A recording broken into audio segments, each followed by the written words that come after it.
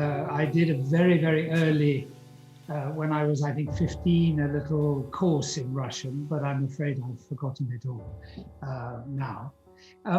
What we were going to do is, first of all, show you a quite improbable short video, which is a little film that I made with my iPhone of the site here at Chatwell, just so that you can understand in a way how far I am from Russia and where I'm speaking from, but also because I think there is an interesting question that visitors to the site often raise with me, which is what is the relationship between this collection of architectural drawings, of which there are 20 or 30,000, and the fact that it's in what is really a former farmyard in the countryside in England,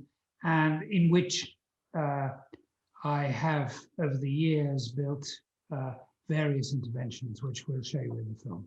So I'm going to ask Ivan to start the film now, if it works. Okay, it's the one made with iPhone. I get it.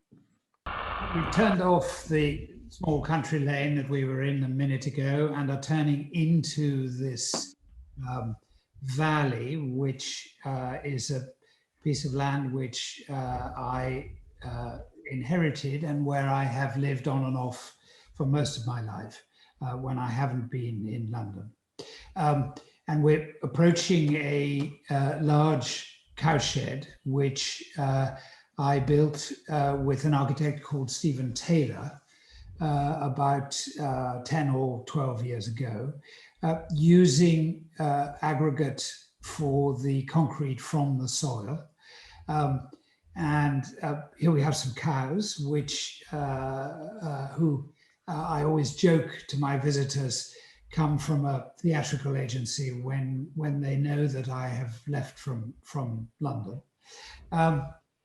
It was a controversial building from my point of view because all my modernist friends said that I had taken a kind of postmodern turn, and all my revisionist friends said, if you're going to do capitals, you should do proper columns. Sorry, when you do columns, you should do proper capitals.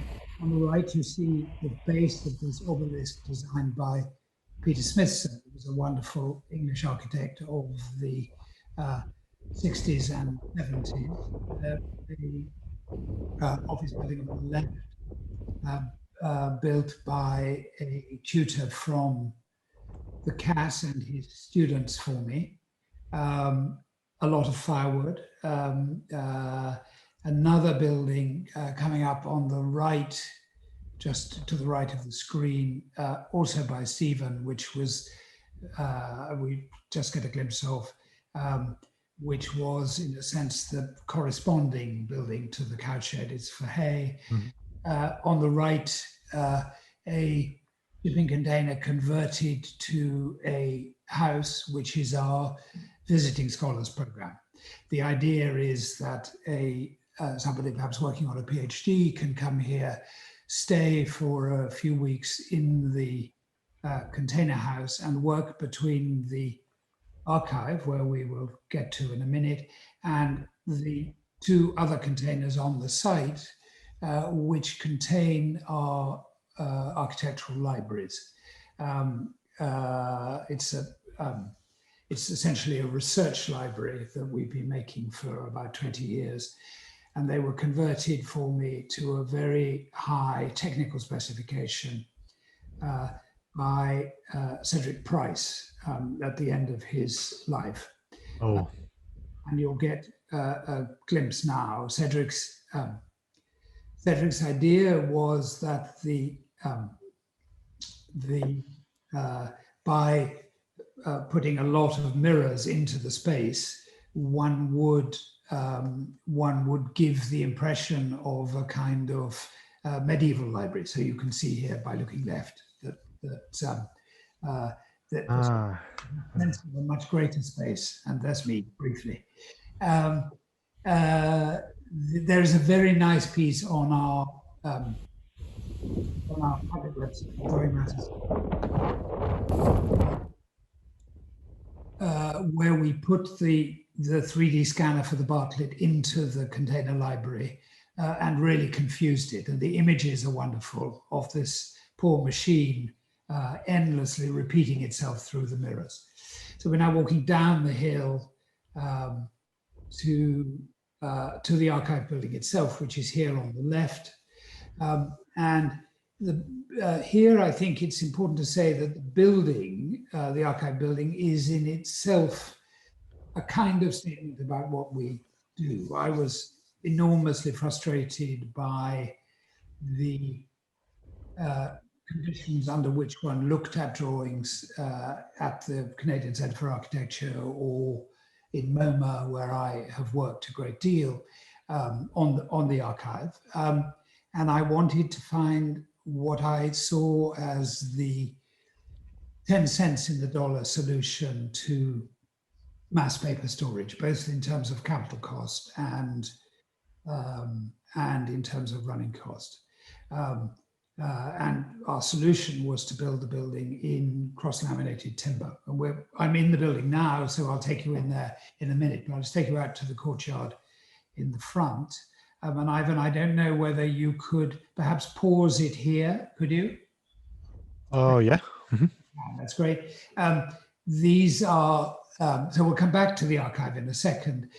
This is a group of concrete columns that were in fact designed by the Portuguese architect Alvaro Siza, and by whom or for of whose archive we have a big block of material here. It's a archive that we share with the Gulbenkian Foundation in Lisbon, the Serrals in Porto, and the Canadian Centre for Architecture. The columns came here after an exhibition for which they were designed at the Royal Academy in London. There are many stories about them, but the one I will tell you briefly was that I was in this process of acquiring Caesar's archive at the time when the exhibition was being planned in 2014.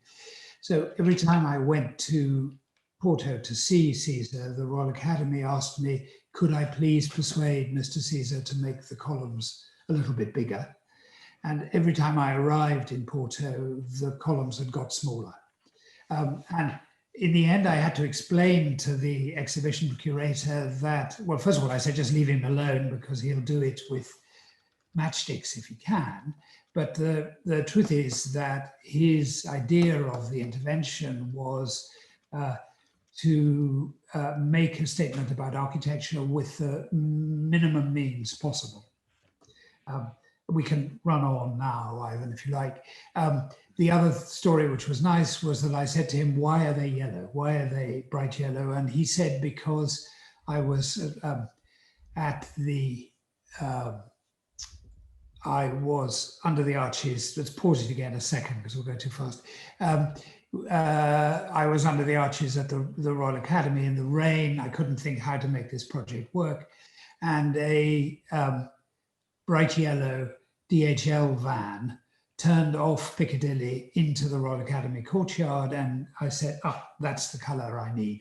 And I think it's a wonderful story about Caesar's architecture, which is that everything represents an opportunity. And he combines it. Let's go on now.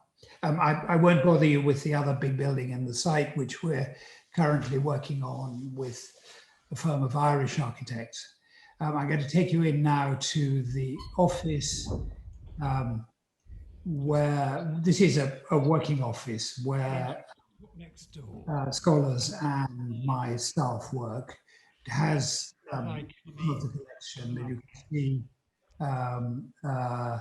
all files to do with the drawings, big drawing, painting by Rossi.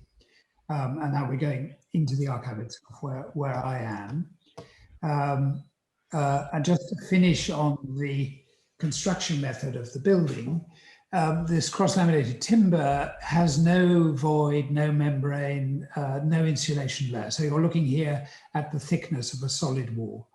Wow.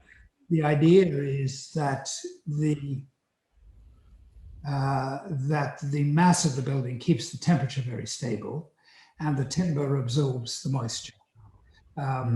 It seems to work. It's certainly a very low-tech solution. But the idea is that drawings don't like getting on a sort of daily basis, hot and cold or dry and wet. And I also insisted that they should be visible entirely by natural light, which is a very important part of this space, as you'll see when you can see the light coming in here. I think we can stop it there, Ivan. The third basement of the Canadian Centre for Architecture is, like for me, the third circle of hell. The air is entirely artificial, the light is entirely artificial, and it's impossible to do what one wants to do in an archive, which is browse the collection. I think that's the most important thing. Anyway, there you are. That's where I am, and I'm now sitting in the room where we just were, and I'm happy to try and answer any questions that Ivan might have. These are very cute little houses. I really adored them. I think it's quite fascinating that you have all these complex facilities on your farm. Well, it's one of the things that I say often is that I live in a part of England. I mean, I think this is something that is tough for a Russian audience, but England is a very, very small island, and all of the country, more or less south of Manchester, is really part of London. Anything within 300 miles of London is London. All the money comes down on the train every weekend. And so I often joke that I don't really live in the country. I live in what has become a very sophisticated suburbia that we maintain to look like the countryside. But in reality, it's part of the city, for better or worse. I'm not sure. In a way, I benefit hugely from that. But I'm also nostalgic for a time when there were, as it were, real cows in the farmyard. But it's true that none of the buildings in the yard are really except for the cowshed, are in their original use. And this is a pattern for agricultural buildings all over England. As the sizes of agricultural units have increased, more and more buildings have become redundant. And it's a real issue for us preserving that kind of agricultural vernacular of the post-war period under this huge pressure for everything to be redeveloped as a house, if you see what I mean. Well, we started to talk about the farmyard. I have a question. So, having spent my childhood mostly in the country house myself, I tend to think of it as a kind of heaven-like place. So not without any problems, but anyway. Why do you think it is important to preserve all that you were talking about?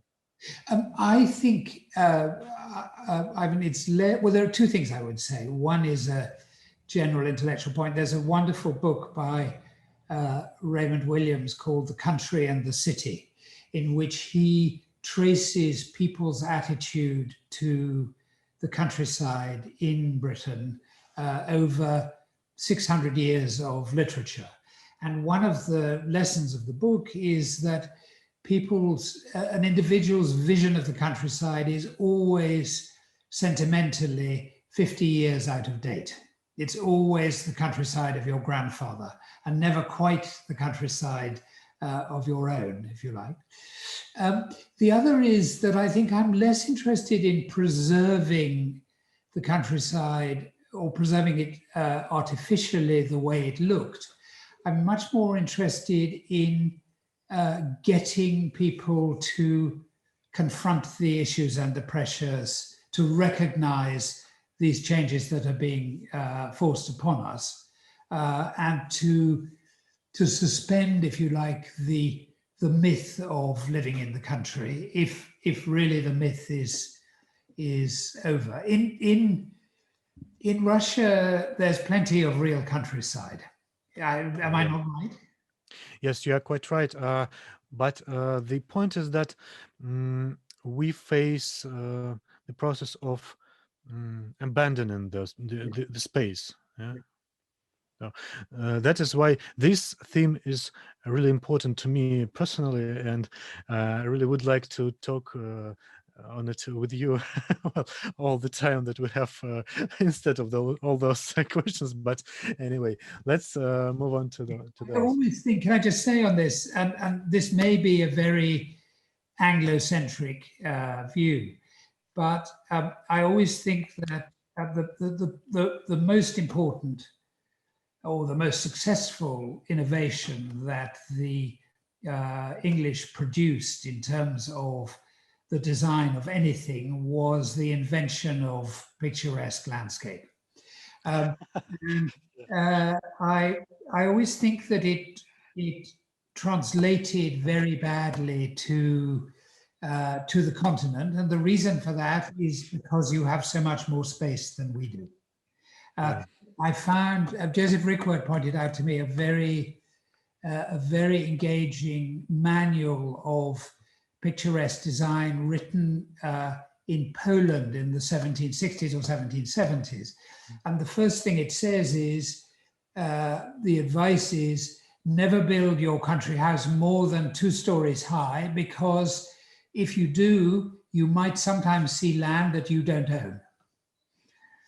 It's a very telling revelation about the difference in the way we see landscape, I think. Anyway, sorry.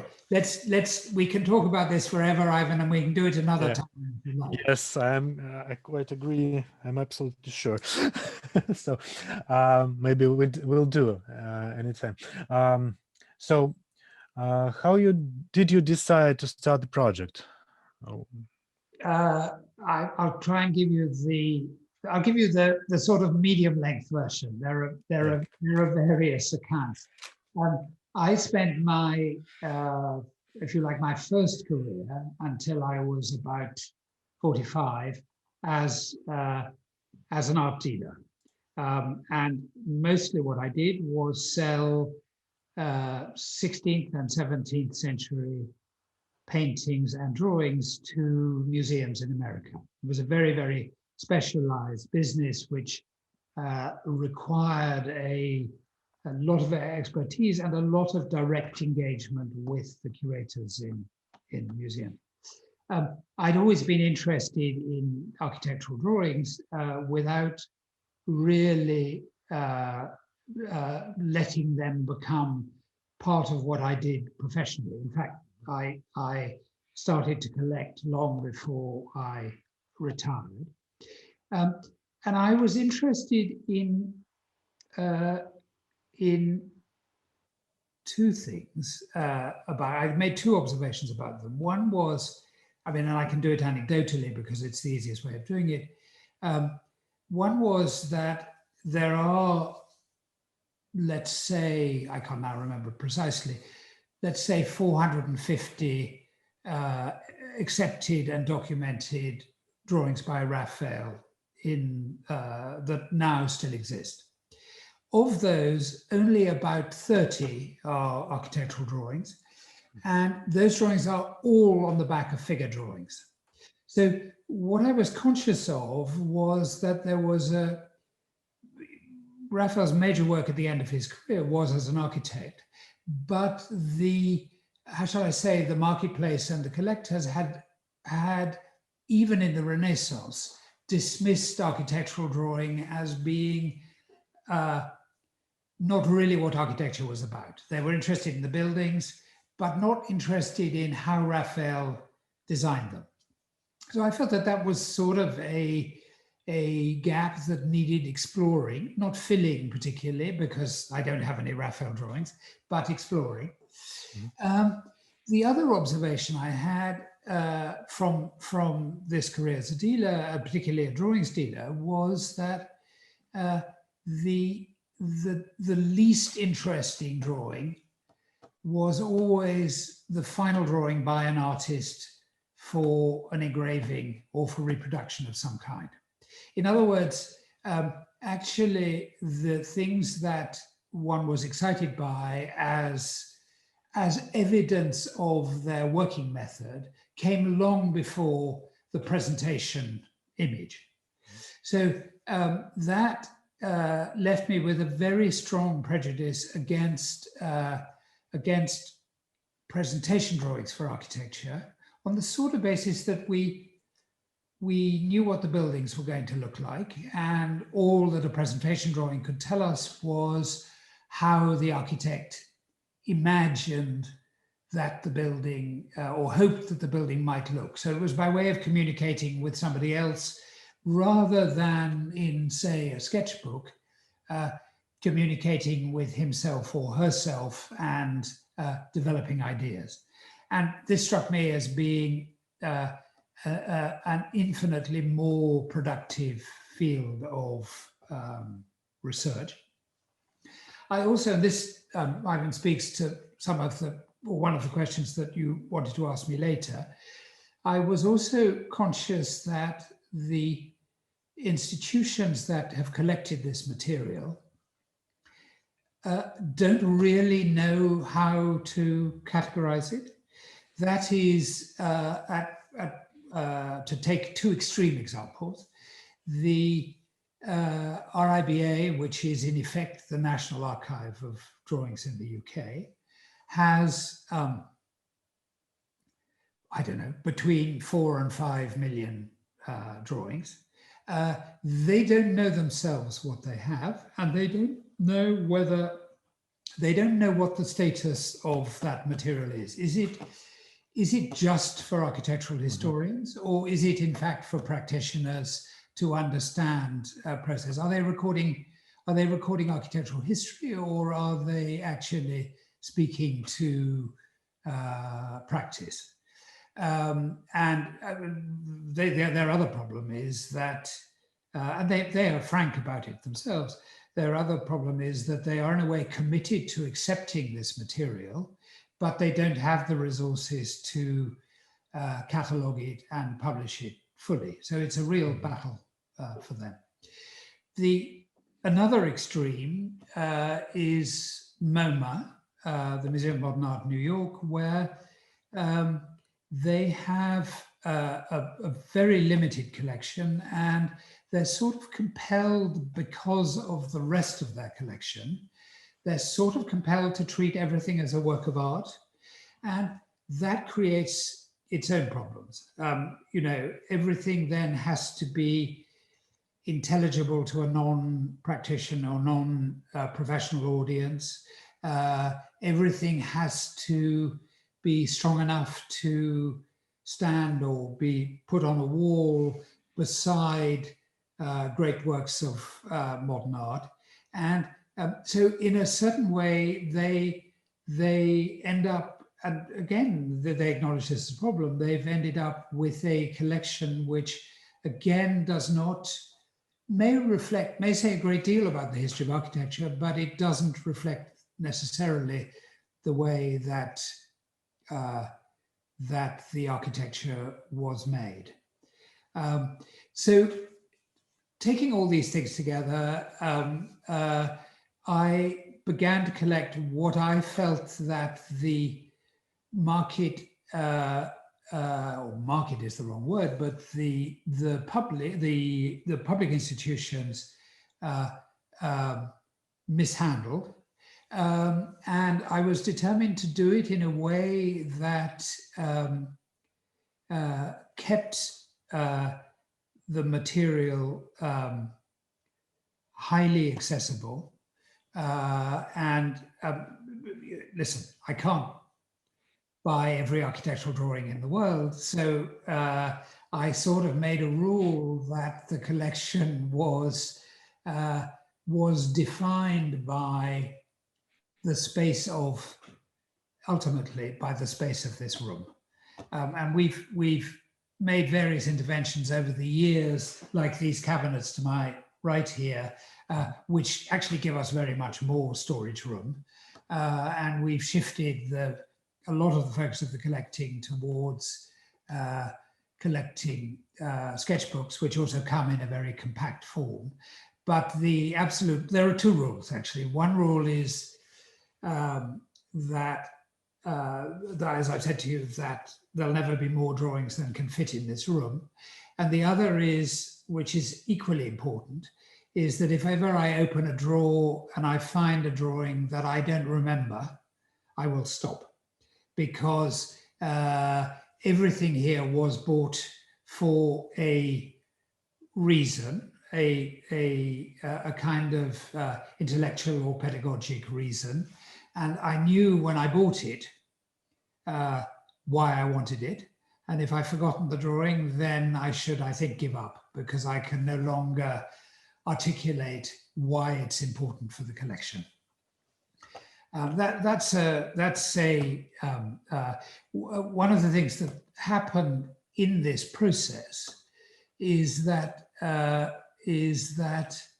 the project, which was frankly began as a hobby, and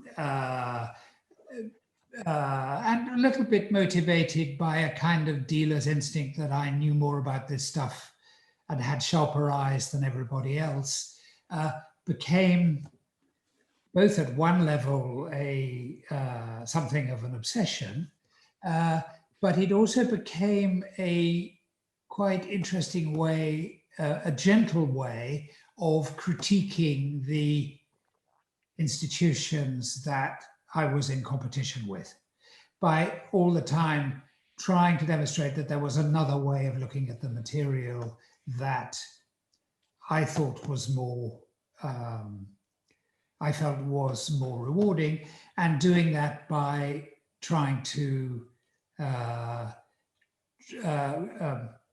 bringing visitors to the archive and encouraging them to teach us new ways of looking at the material. So that's broadly how I began and where I got to. Okay, so how does your work affect them in the end? So well, that's a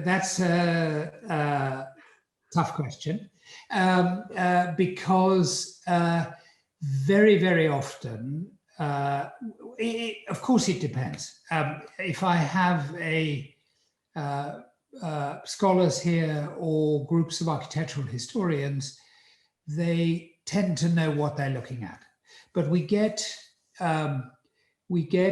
probably a couple of thousand practitioner students, that is, students who are going to become architects here every year.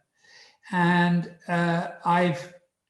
in the early days, I was defeated a little bit because I used to show them things and I felt them saying to themselves, what's this drawing got to do with me? What, what's it, why am I being shown this?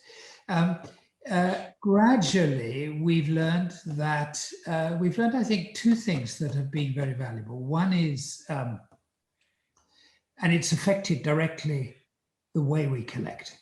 The most important thing is that you could show them a single drawing by, I don't know, Alvaro Siza, and they would have the same reaction in spite of the fact that Siza was somebody for them who was very, very important. But you could actually show them, by contrast, you show them a sketchbook by Siza with hundreds of images, and they immediately can relate to their own explorations of building forms and their own sort of research. And that's sort of particularly true because we've generally, for post-war material, post-Second World War material, we have tried in general to collect whole projects rather than individual drawings. It's not always possible, but it's the ambition. So what I try to do very often when the architects are still living at the end of their careers is go and talk to them about their archives and try, this is something my daughter says to me, that I spend my life trying to convince old men to give me drawings that they did at the beginning of their lives. I'm afraid they're mostly men, it's rather depressing. Old men to give me drawings that they did at the beginning of their lives when they never actually thought that they were going to build anything, but these were their radical and interesting moments. And those were the projects that I wanted. There's a kind of urgency, there's a very simple rule for the collecting that I do, which is that I've always believed that if an architect has a powerful idea, they will always explore the most inventive and radical means of representing it, even to themselves. So there's a sense in which a good project actually produces a good drawing. You know, that's the principle on which I've tried to focus on not so much early work as seminal work, as the work in which the designer comes of age in a certain way, becomes the architect that is publicly recognized. So in the case, for instance, of Alvaro Siza, I only asked him for the 3 major public housing projects that he had done during the Portuguese Revolution. So from 1973, 72, 73, through the biggest one that ever actually lasted for about 20 years. But these were projects done at the height of what was essentially a communist revolution, trying to answer a fundamental social need, which was housing in each case for, well, or in the case of Evora for, and this relates again, Ivan, to what we were talking about earlier, housing for a displaced population of agricultural workers who, because of a slump in agricultural production, had been forced into the provincial towns. So this was an urgent problem addressed by somebody highly motivated politically.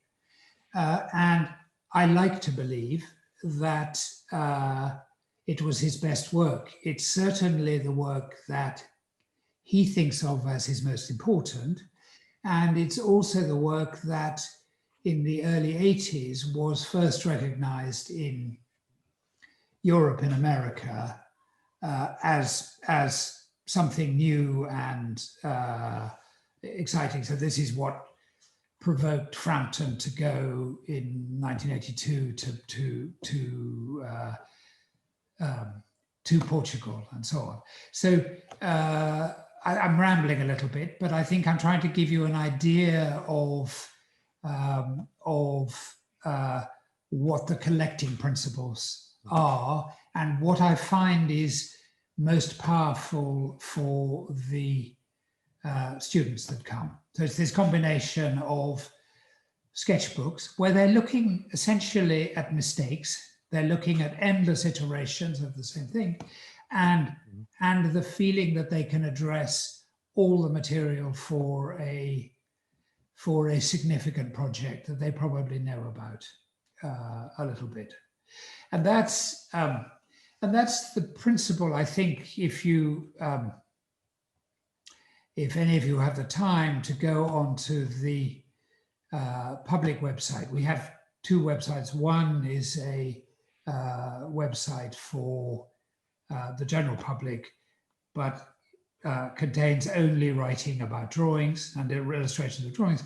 And the other is the collection catalogue, which has a slightly restricted access. But the public website, I think, is quite a good way of demonstrating how our interests have developed and where they're focused. The example of Alvaro Sisa's works that you were talking about, those works are also on the website. A lot of it is on the public website. Great. If you want to look in more detail at the drawings, Ivan, just go to the on the homepage of the public website. You click on the collection button, register for the collection, and you can see everything. Magnificent. I will do it first time. There's a lot there. First thing after the interview. Very interesting. There are 2,000 drawings and the first 70 sketchbooks of his career. Wow. It's really quite something. That's amazing, yeah. While we are moving to the next question, I would like to ask you if you had any chance to see the collection of Moscow Museum of Architecture. I have done, and I love that material. In the last two visits I made to Moscow, actually it was very difficult to access what I wanted to see satisfactorily. I think they were going through a sort of transition of directors and so on, and I was frustrated. But it is a wonderful collection, and I started a conversation with the curator before last, in which I offered to try and explain how we managed our collection here in terms of public access. To encourage them to be a little bit more open about the way that people could come and the way they put it online. The key difference, of course, which it's very difficult for a museum to manage, is that everything here is not, it's not only small, but everything here is arranged very logically by alphabet. One can move very quickly from a Caesar drawing to a Shinkle drawing if that's where you want to go. So that, you know, the frustration that I have in the Moscow Museum or at MoMA or at the Canadian Centre for Architecture is the old frustration of all researchers, which is you sort of have to know what it is you want to look at before you see it. It's very frustrating, because what you actually want to do is go through the material and then you go, oh, yeah, that's what interested me. I don't know the answer entirely to the problem. I do know that we're very privileged here in having this kind of freedom. Yeah. That's what visitors respond to, I think. Yeah, sure.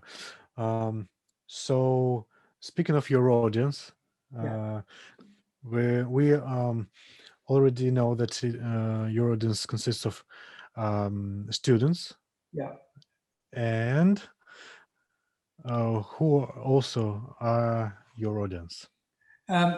A lot of architects, I mean, a lot of practicing architects who believe in the importance of drawing and come here to see the work of architects that they admire. And in exchange, I get them to help me fund a small project that, well, it's a big project for us, but a small project in the world, which is a summer school for drawing that we do with 16 and 17-year-old students every summer, where they come for a week with young tutors from architecture schools and explore not only the drawings in the archive, but explore the practice of drawing. We've never, incidentally, the applications are open at the moment. We've never had young students from Russia. So if anybody or any of you know a 16 or 17-year-old who wants to study architecture, get them to apply. We'd love to have some Russian students. We like the mix. Last year we had 2 students from Poland who were way more sophisticated than the English students and raised everybody's game. So anyway, it's a footnote. So lots of architects, and they come either individually or in groups. So the big London practices come often once a year to this part of the world, and they spend an afternoon with us looking at drawing, something like that. Architectural historians, artists, and art historians, and to some limited extent, social historians and economic historians, where we have documentary material that interests me or interests them. And again, I would say that this project has remained a hobby for me, to the extent, at least, that I'm quite selfish about what I get out of it.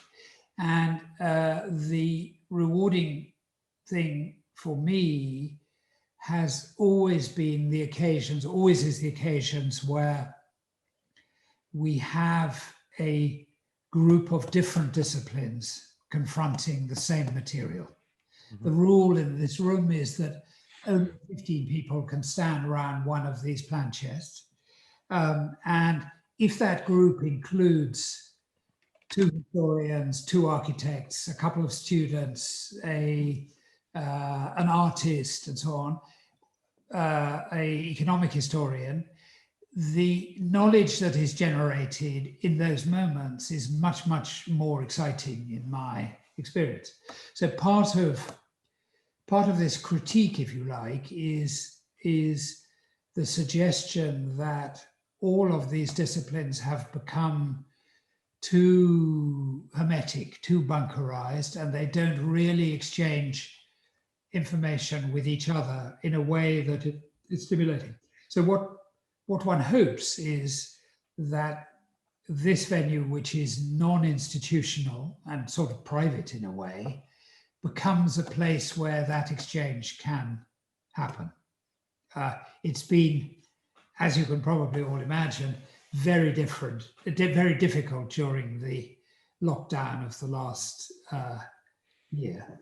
I'm sort of frustrated, and I know a lot of other people, particularly in Italy and America, who are regular visitors here, are frustrated that we can't recover these sessions.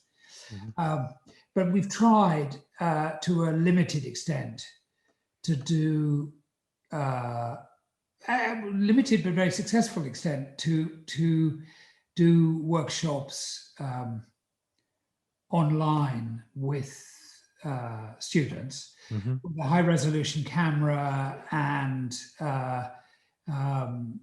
very good lighting. We're able to show drawings actually in many ways in much more detail than we could if we were looking at them in person. It's not the same, but it kind of works. and we have one or two collaborative projects. I have currently we're doing a rather playful project with a group of students from Cornell University in America, where I've asked them to design. What I said at the beginning of the semester was that what the site here at Chatwell lacks is a appropriate site for appropriate space for an exhibition of architectural drawings or an exhibition of architecture.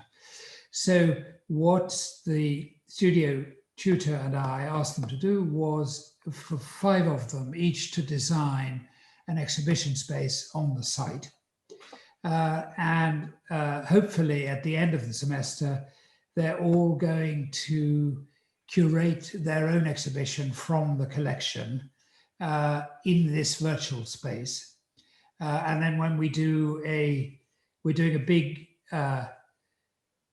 big symposium in July, based here, but mostly online, where various scholars are going to talk about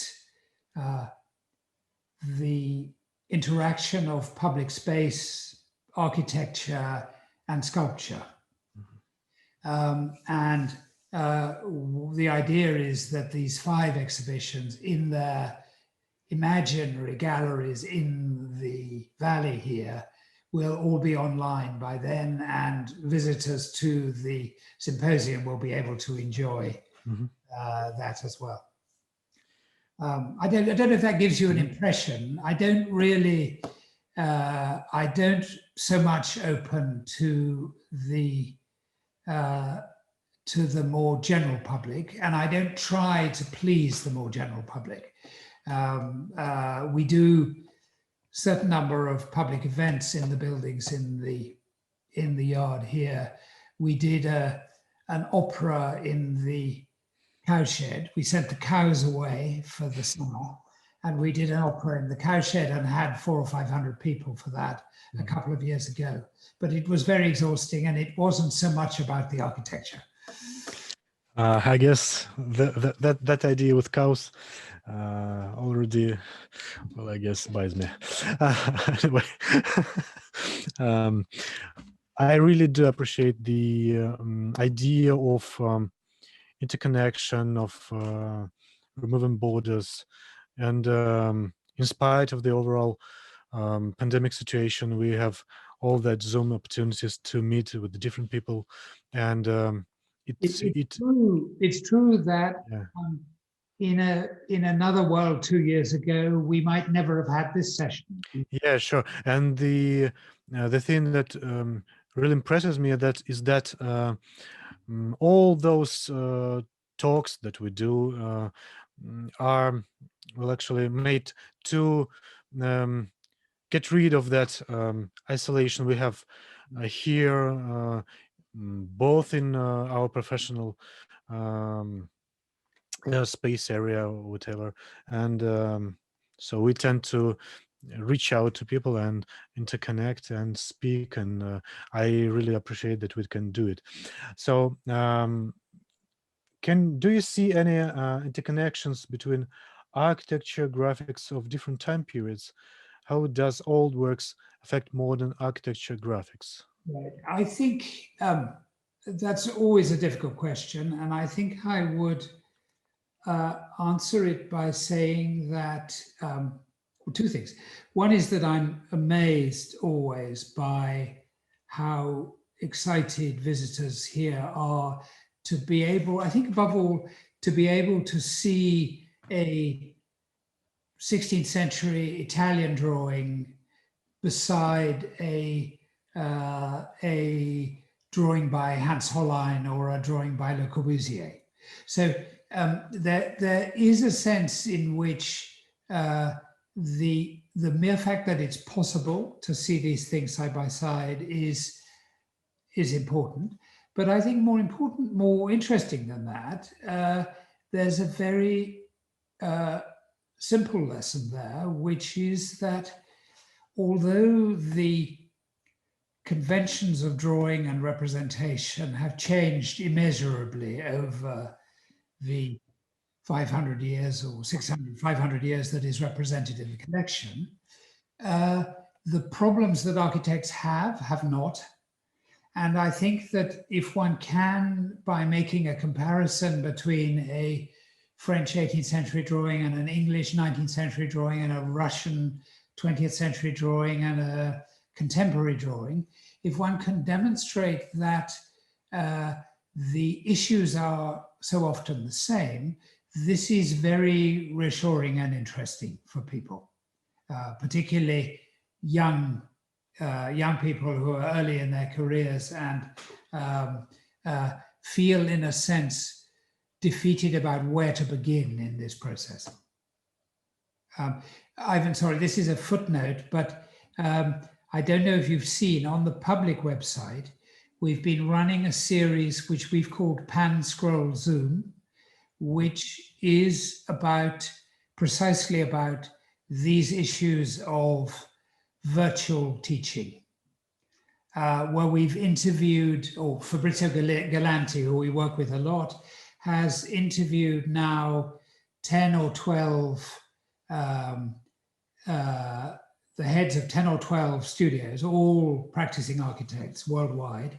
We've just published, I think we're just publishing now Jan de Wilde's one, but we published Moss Architects last week, interviewing them about how their teaching has changed, what it's meant for the students, how the status of the drawing has changed in this process. It's actually turned out to be very, very interesting and rewarding, and I would recommend you had a look at it. Yeah, sure.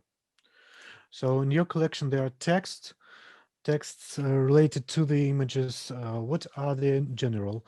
Why are they important? And how does text relate to architecture and architecture graphics, in your opinion? And plus, maybe you can say some words on the current competition. I think, well, I've always believed that writing is as important a part of the process of making architecture as drawing. And I've always thought that it was important to challenge, well, I thought two things. One is that it was important to challenge practicing architects and architecture students to really think carefully about what they were doing when they were drawing, because the reality is that so often this material is not made, these drawings are not made with a wider audience in mind. This is something we've discussed before. So that was very important.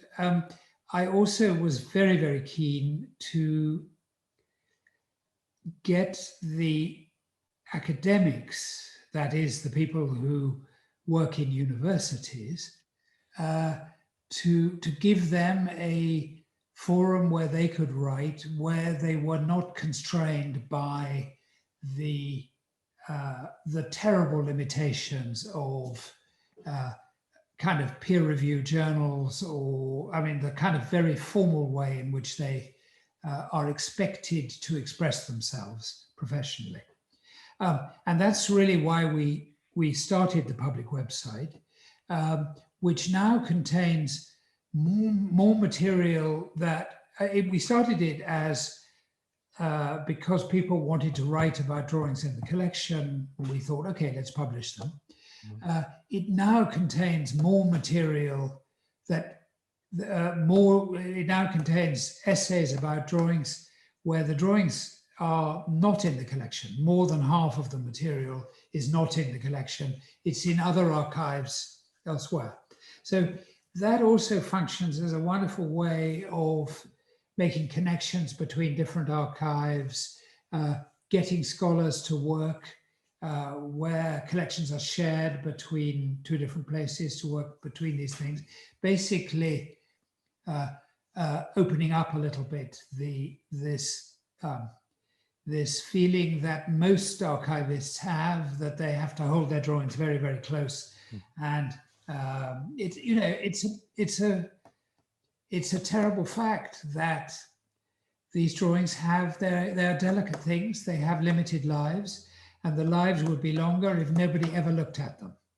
But there's not much point, and that's always been my issue. So the writing prize was to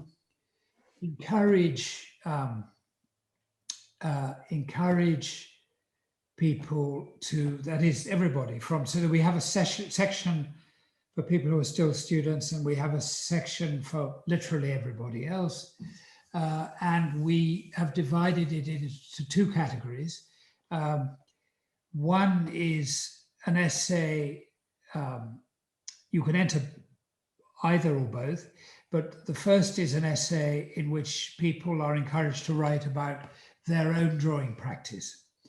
And they're particularly interested in very personal drawing practices that people have developed as a way of developing, have used to develop projects either as students or in their own practice, but are often quite idiosyncratic and peculiar to them. Peculiar is the wrong word, particular to them. I'm just looking around the walls here.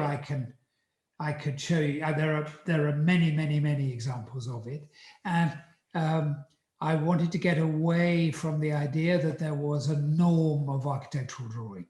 There isn't.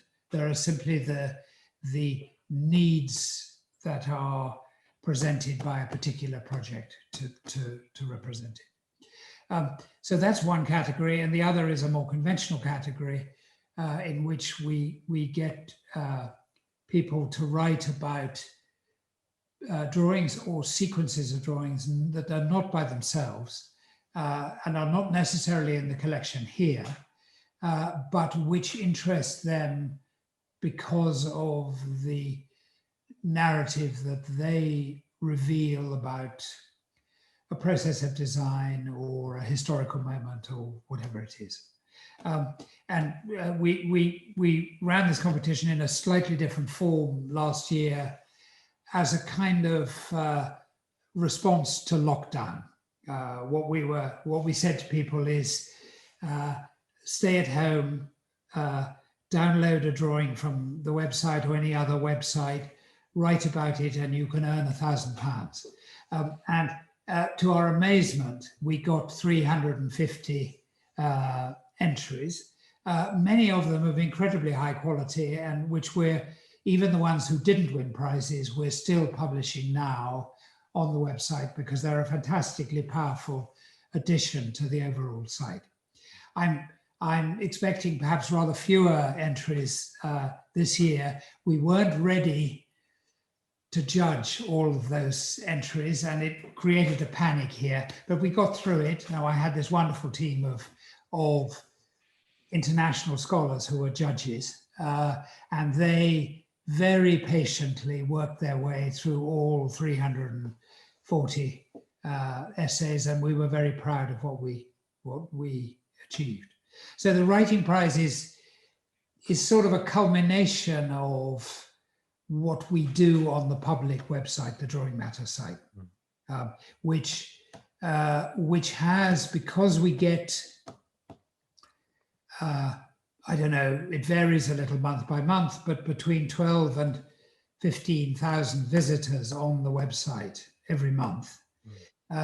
What it's created is a terrible appetite for content. So without losing quality, you could say that the writing prize is a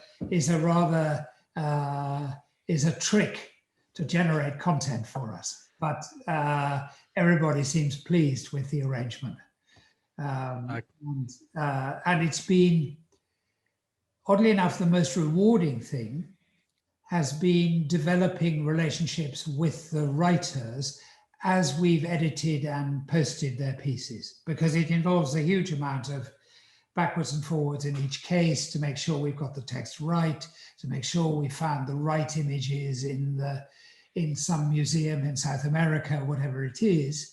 And almost always in those exchanges, we've learned something about what they're interested in, why they use the site and so on. So it's been a wonderful way of getting to know who our website audience is, which is, and I have to recognize that our website audience and our social media audience is far, far bigger than our in-person audience in the archive.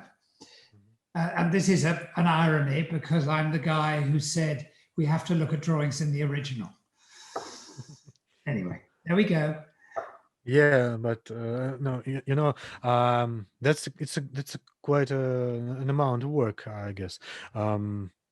While preparing for the interview, I was reading a few texts from the site, and I must encourage everyone to go and read some. Their extraordinary pieces of. Ivan, well, thank you, Ivan. Well, I remember. If you can, why not send anybody who's interested, or just everybody, the link to the little film with Sasha Brodsky in it that I think Cyril also sent you. Yes, he did. And I'll explain the project, because it will it might interest all of you. We shall put the link in the description to this video. Okay, fantastic. Listen, I think it's 7 or 8 minutes. It won't take you very long, but it's a film we made with Alexander Brodsky in the archive here, in which he'd been asked to curate, with very little notice, an exhibition on what we call sheds, but I don't know how sheds translates into Russian, but it's a very Brodsky concept, these kind of informal buildings that he specializes in. So we had a film crew here for the duration of the curation and in the exhibition itself, which we did locally here with there's a big contemporary art gallery in the next town called Hauser and Worth. And we had the exhibition there. It lasted for 2 or 3 days. And Brodsky was here throughout the period and became this wonderful guide to the material and to the selection he'd made. And so it's a good example of something else we do, which is these very fast on our feet public exhibitions. When we have an opportunity, we know that Sasha's going to be in England, we grab him, we say, we'd love your take on this material, and off we go. So that's one part of it. And then the other part of it, which takes a lot of our time, is sending things to big international museum exhibitions from the collection. That's what Susie and Pippa, who you saw in the video, do most of the time, is actually the registrarial work associated with that. So we don't just have fun. It's an extraordinary explanation of a word, the meaning of the word shed. It's what Brodsky does. We all know what he does, so yeah. It's quite a joke. No, well, it was, he was, I have to say, he was the most engaging and sympathetic collaborator one can possibly imagine. Provided I had a bottle of rum for him at 6 o'clock every evening, he was happy. Have you seen his vodka ceremony pavilion? Yes, I have. No, I loved it. I thought it was a wonderful. Yeah, it's great. And the other one I can recall is the pavilion for the Venice Biennale. Yeah. For which he very sweetly gave me the drawings. I have the drawings. Yeah, they just distorted shed. There's another pavilion that I like, or shed, let's call it, that I like, which he did for Pushkin House in London. Yeah. And you'll be amused, Ivan, that when the exhibition was over, this is a bit like Caesar's columns for the Royal Academy.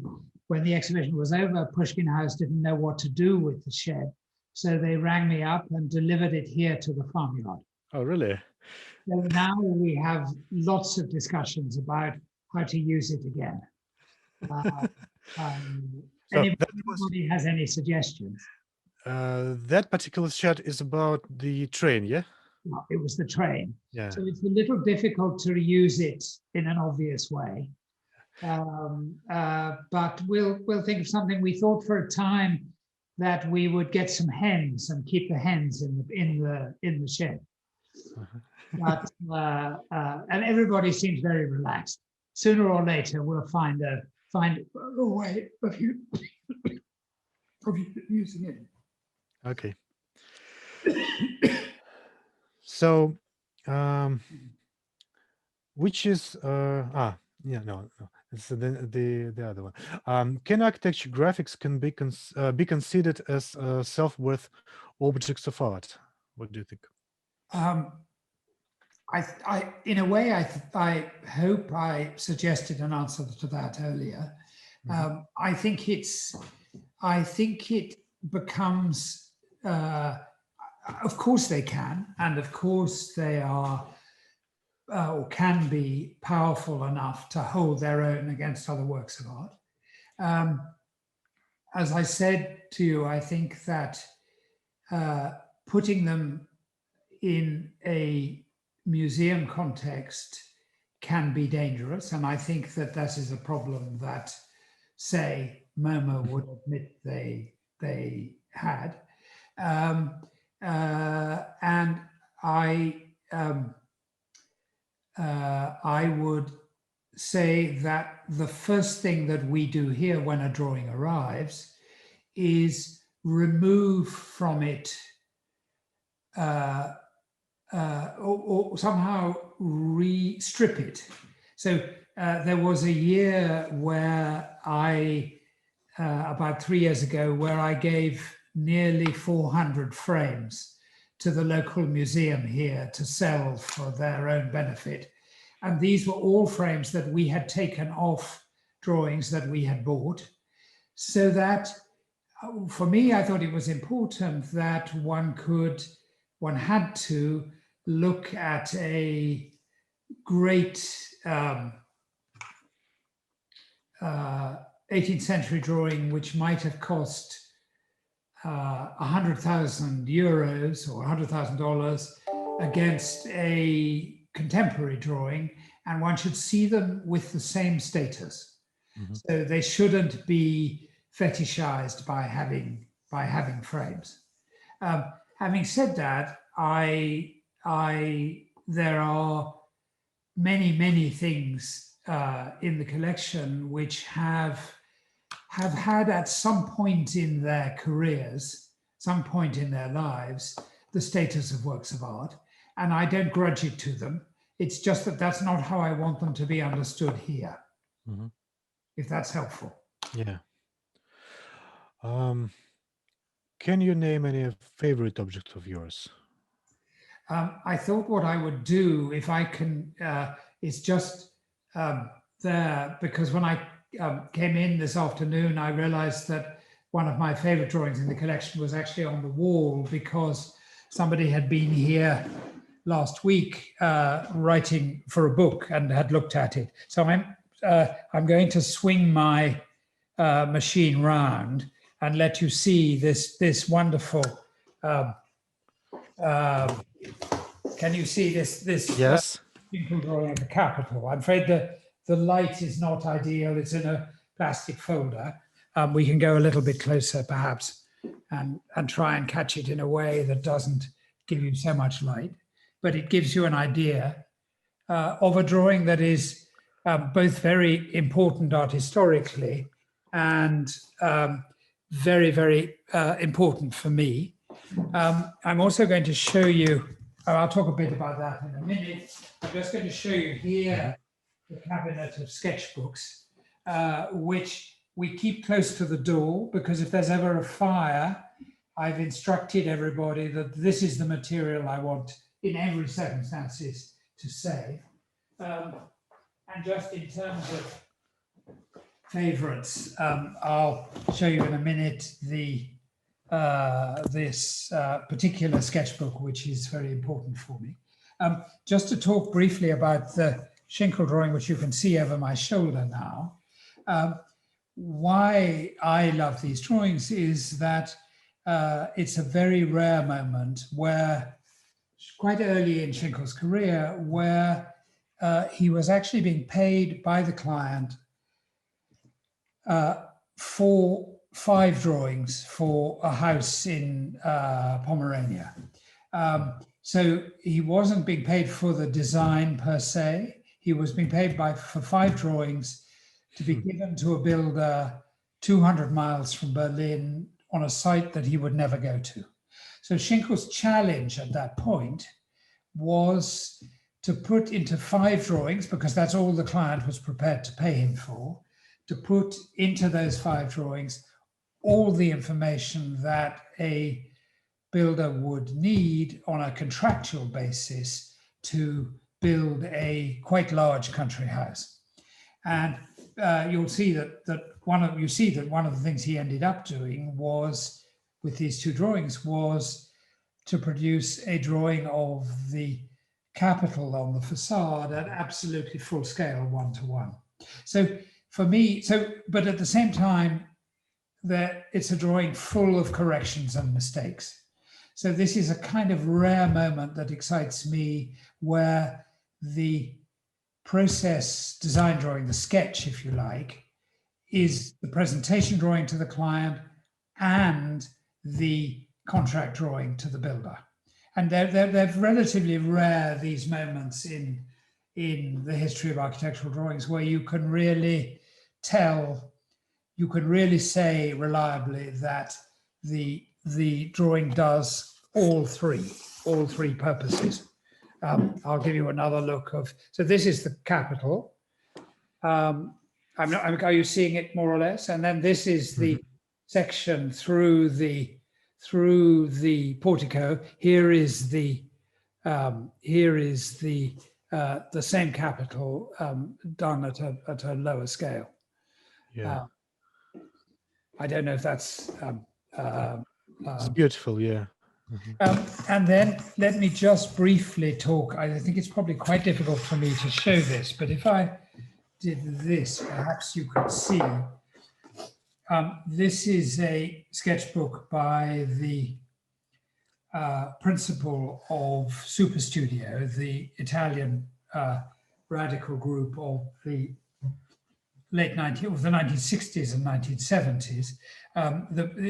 This is Adolfo Natalini, a sketchbook of 1969, 1970, where he is exploring various projects that Super Studio turned, particularly these ones, turned into the famous full-scale collages. I don't know if anybody can see this, can they?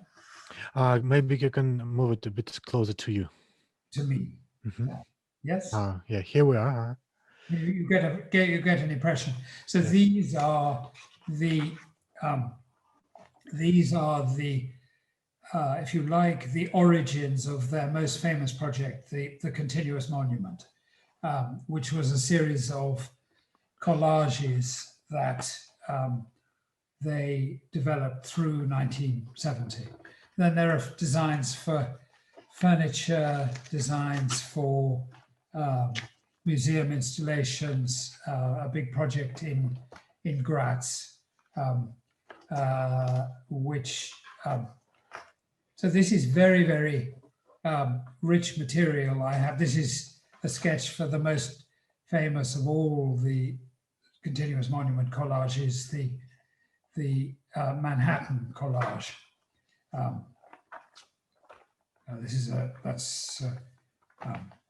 Here the monument is at the Palazzo Pitti. So this is a key source document for really a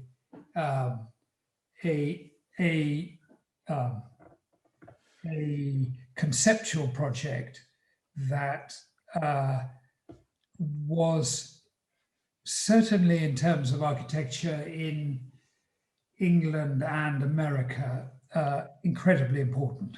I mean, this was, and it was on the basis of this project that they were invited to contribute to this very important exhibition in New York called The New Domestic Landscape in 1972. So this is what I mean about a kind of coming of age moment for Natalini and for Superstudio. So this qualifies as some of my favorite material in the collection. I mean, if does this work? No. Yes, this is gorgeous. Yeah. Anyway, I don't know if that gives you some impression. Yeah. Thank you. Yeah. Not at all. So I don't know, Ivan, do you have other questions for me? Or I have the last one is concerning the Chesterton's book. Yes. And I really should ask it. One of my favorite English books is The Flying In by Gilbert Keith Chesterton. For me, it represents a certain feeling of home, of space and all. Having never been to Britain myself, well, hope I'll finally be able to go there after the pandemic is over. Chesterton's books, like the aforementioned novel, and some others like The Bold and The Cross, and of course The Man Who's Thursday, created a certain image of England for me. It is in many ways connected with those pieces of British architecture I studied in school and then myself. But there is always something archetypical, something of most importance, which forms the main perception of a place, of a space, and etc. So, which building reflects your image of England best? I think that I've been thinking about that question, and I find it quite. I find it difficult to answer quickly beyond saying that I think that for me the archetypal English building, the one that represents, and this goes back to our conversation about the picturesque, the one that represents a kind of contribution to European culture. There are two categories really. One is, strangely enough, the English 18th century country house, which was developed really out of the visits of the provincial English to Italy in the 17th and 18th century, and the study of Palladio. But they transformed architecturally, they transformed the villas and buildings of Palladio into something that was, for me, quintessentially English. And so that would be one model. The other, closer to Chesterton, the other model that, the other thing that I think is particular in its Englishness is what we call the arts and crafts movement, is the architecture of Letherby, Bailey Scott, Voysey, Norman Shaw, particularly, Charles Rennie Mackintosh. So these architects, Lutyens in his early career until 1910. So this is the period from the 1880s to the First World War, where and they sort of parallel the Frank Lloyd Wright houses of the Chicago period, but it's really where architecture needed to invent a new house for essentially middle-class living. These were not grand houses generally, and even when they were very grand patrons, they often were deliberately less formal. And I think that's a architectural moment which translated very quickly and very directly to the continent, particularly to Germany. These ideas and to America. These ideas were adopted very, very quickly. So those would be my two. Without perhaps mentioning particular buildings, those would be my two archetypes to look at. I don't know if that's helpful. Yeah, it's right what I was looking for. Thank you.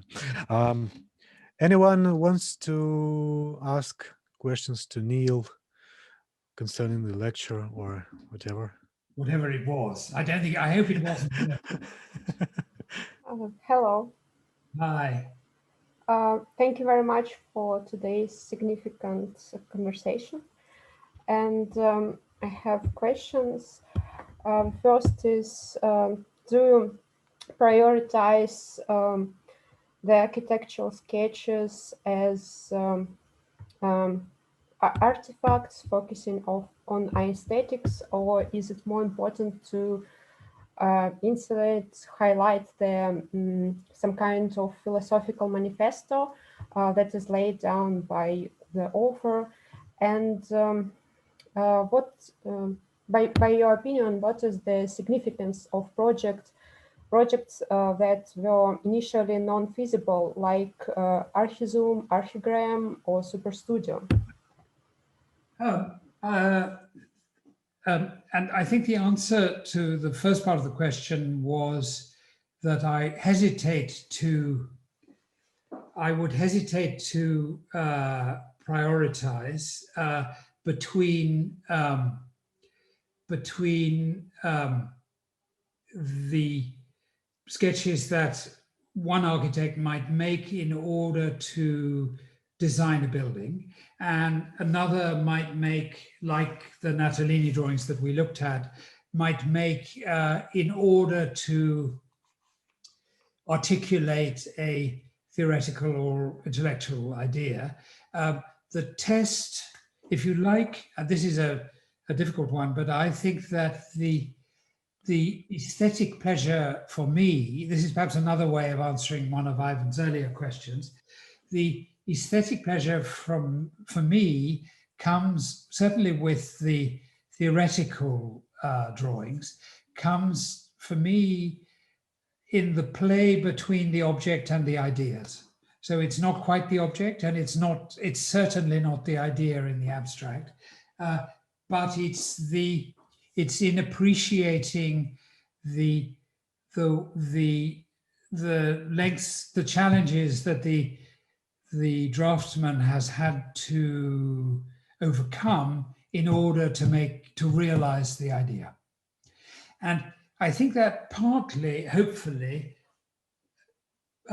also answers the second part of your question, which is that I'm just as interested in theoretical projects as I am in built ones, provided that the drawings for me have this have the urgency of somebody who was imagining it to be real, and so there's a fine line here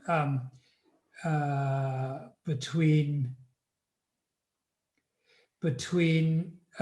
say Superstudio or Archigram or Archizoom, by whom I have lots of material, or by all three groups, and the artists, the architects whose work, who kind of have an idea and then essentially want to illustrate it with a seductive image. That makes me less excited. I would certainly say, for instance, with Archigram, I have deliberately not collected so much the finished drawings, partly because, and this goes back to something we said right at the beginning, partly because the finished drawings are only ever the originals for reproductions in magazines and posters. And they don't tell you very much and photographic reproductions. So they don't tell you very much about how they got there in the way that something more preparatory does. So I've tended to avoid that kind of Archigram material a little bit, that kind of Super Studio and Archizoom material, and sort of tried to stick with the preparatory. Preparatory is the key. Whether it's formal or architectonic or process or theoretical doesn't interest me so much as this feeling of seeing somebody at work. Does that help you at all? Yes, thank you very much for your answer. So anyone else? Everybody is too shy.